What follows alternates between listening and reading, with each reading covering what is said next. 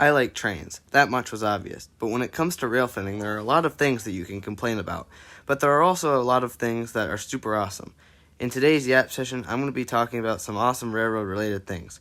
Make sure to like the video and subscribe if you're interested. Anyway, I haven't been in the hobby as long as these absolute goats, but I have been in the hobby long enough to know that there are some really awesome things about the railroad. First on my list is high hoods. These were very common back in the day, and I think every railroad had one at one point. Most of them were set up to run long hood forward. The reason most of them run long hood forward is because it would provide extra protection for the crew in case of a collision. But there were a few downsides. Of course, there was a lack of visibility. Some people could argue that the conductor could just see out the extra window.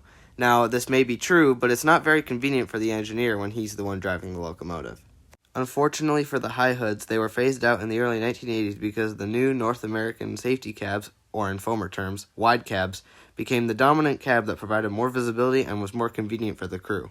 Next up on my list is short lines. Not very shocking for short lines to make this list. I think short lines are really cool because they have their own unique paint scheme and they use older locomotives.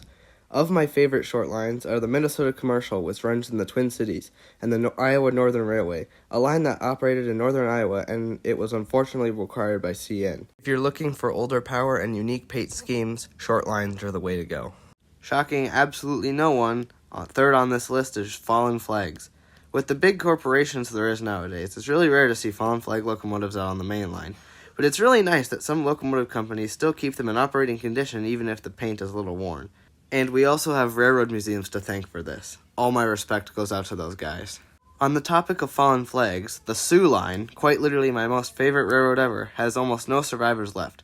Most of the Sioux Line locomotives we know and love today have been repainted, sold, scrapped, or all of the above. Anyway, that's all the yapping I care to do for now. Subscribe.